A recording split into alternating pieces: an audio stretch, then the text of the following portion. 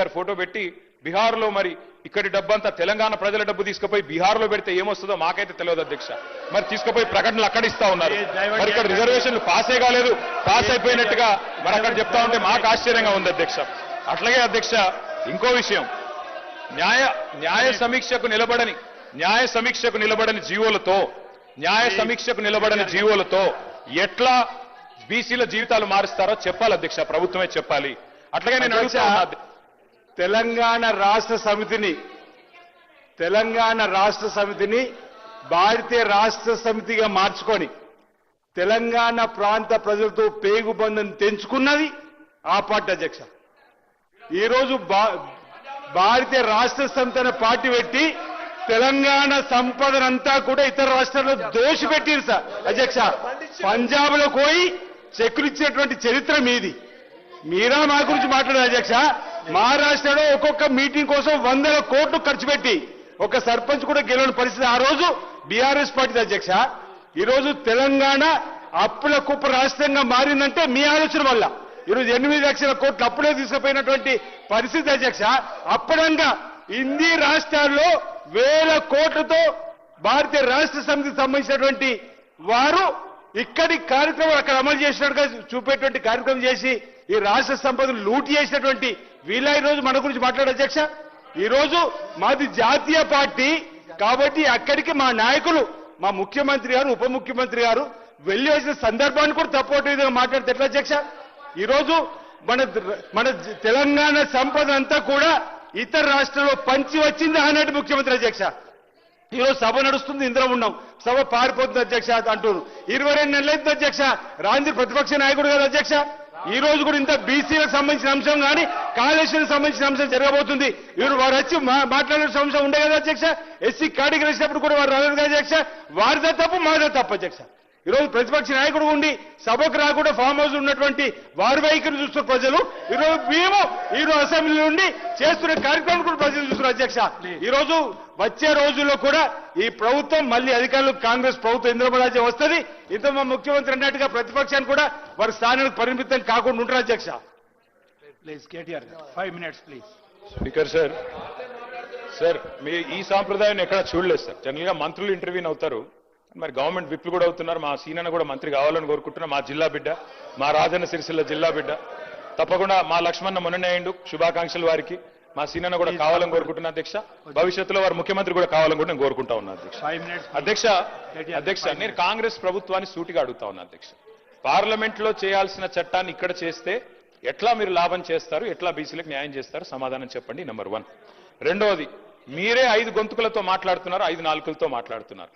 ఒకసారి రాజ్యాంగబద్ధంగా చేస్తామంటారు, ఇంకోసారి పార్టీ పరంగా ఇస్తామంటారు, ఒకసారి ఆర్డినెన్స్ అంటారు, ఒకసారి బిల్ అని చెప్పి మార్చిలో బిల్లు పాస్ చేసిండ్రు, ఇప్పుడు జీవో ద్వారా అంటారు. నేను ఇంకొక చిన్న ప్రశ్న అధ్యక్ష, ఎల్ఏ మినిస్టర్ గారు చెప్పాలా అధ్యక్ష? ఇక్కడ మనం బిల్లు పాస్ చేస్తాం, బిల్లు ఎట్లాగో పాస్ అవుతుంది, మనకు మెజారిటీ ఉంది, మేము అందరం సపోర్ట్ చేస్తున్నాం, పాస్ అవుతుంది. మరి ఆర్డినెన్స్ మీద సంతకం పెట్టని గవర్నర్ దీని మీద ఎట్లా సంతకం పెడతారు సార్? నాకు తెలియక అడుగుతా. ఆర్డినెన్స్ బిల్లు రెండు ఒకటే కదా ఇప్పుడు మనం పెడుతున్న బిల్లు. ఆర్డినెన్స్ మీద సంతకం పెట్టలే గవర్నర్ గారు, మరి బిల్లు మీద ఎట్లా పెడతారని మీరు అనుకుంటున్నారు? ఏ రకంగా మరి సెప్టెంబర్ 30 లోపల ఎన్నికలు ఎట్లా పూర్తి చేస్తారు? రిజర్వేషన్లు ఎట్లా ఇస్తారు? గవర్నర్ సంతకం ఎట్లా పెట్టిస్తారు? ఆయన చెయ్యమని బలవంతంగా పెట్టుకుని సంతకం పెట్టిస్తారా? ఏం చేస్తారు, ఎట్లా చేస్తారు? దయచేసి ప్రభుత్వం చెప్పాలా. ఆర్డినెన్స్ మీరే పంపుతారు క్యాబినెట్ నుంచి, ఆయన చేయకపోయే అభ్యంతరం మీకు చెప్పే, దానికి మీరేమైనా సమాధానం చెప్పినారా తెలియదు. మళ్ళీ ఈ రోజు బిల్లు అంటున్నారు. ఎవరిని మోసం చేయడానికి, ఎందుకు మోసం చేయడానికి? దయచేసి మేము అడుగుతా ఉన్నాం అధ్యక్ష, సమాధానం ప్రభుత్వం చెప్పాలి. సార్ చాలా వారికి కూడా అన్ని అంశాలు తెలుసు, కానీ ఈరోజు ఆర్డినెన్స్ సంబంధించి ఎప్పుడైనా సెషన్ లేనప్పుడు బిల్లు తీసుకురాని సందర్భాలను పురస్కరించుకొని ఆర్డినెన్స్ తీసుకొస్తాం. ఎప్పుడైతే అసెంబ్లీ సెషన్ ఉంటుందో దాన్ని బిల్లు తీసుకొస్తాం. అందరికీ తెలుసు అధ్యక్ష, ఇక్కడ ఉన్న సభ్యులందరికీ కూడా తెలుసు. ఇప్పుడు నడుస్తూ ఉంది బిల్లుకు సంబంధించి మేము చేస్తా ఉన్న పోరాటం.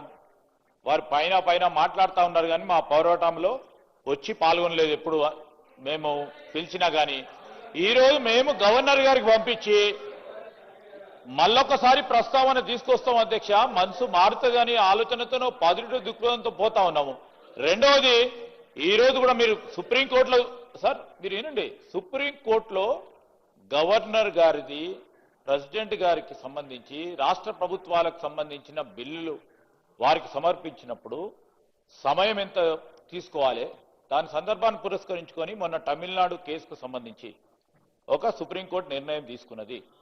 దాని తదుపరి ఈరోజు సుప్రీంకోర్టులో ఆర్గ్యుమెంట్ జరుగుతూ ఉంది డివిజన్ బెంచ్ ముందట. అది అతి త్వరలో డెసిషన్ రాబోతా ఉంది.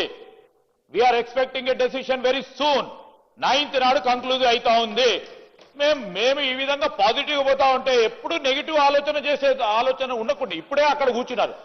ఇంకా నెగిటివ్ ఆలోచన చేస్తే అక్కడెక్కడ ఉంటారు సార్. దయచేసి మేము చెప్తా ఉన్నాం, ఒక డివిజన్ బెంచ్ ఓ పాజిటివ్ దృక్పథంతో నిర్ణయం వస్తుంది.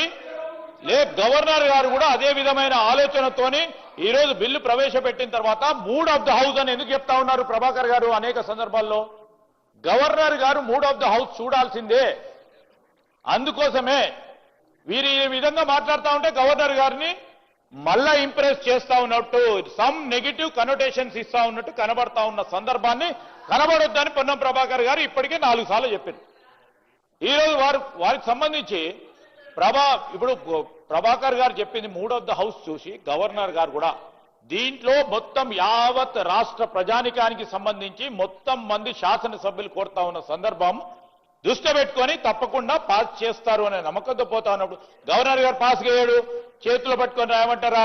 ఆయన ఏం సరి ఆయన నెగిటివ్ కనోటేషన్ తో పోకుండా పాజిటివ్ దృక్పథంతో బలహీన వర్గాలకు మేలు జరగాలనే ఒక కాంక్ష ఉండాలి, ఒక చిత్తశుద్ధి ఉండాలి. మనసులో ఉంటే తప్పకుండా ఇవాళ కాకుండా రేపైతే బాగుండాలి. వాళ్ళకి లేదు. వారు కూడా అన్నారు అధ్యక్ష, బలహీన వర్గాలకు సంబంధించి కేసీఆర్ గారు మాట్లాడింది కాదంటలేదు.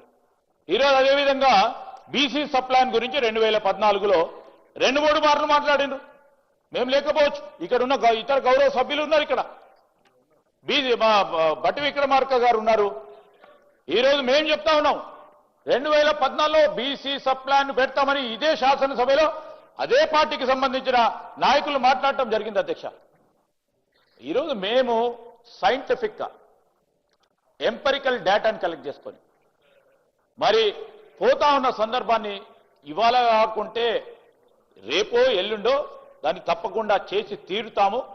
మేము చేసిన ఒక కార్యాచరణ, ఒక ప్రణాళిక, అదేవిధంగా సైంటిఫిక్ ఎంపెరికల్ డేటాను తీసుకెళ్లి ఎవరు ఆపలేరు అధ్యక్ష. దీన్ని 42% చేసి తీరుతాం అధ్యక్ష. Thank you. KTR. సార్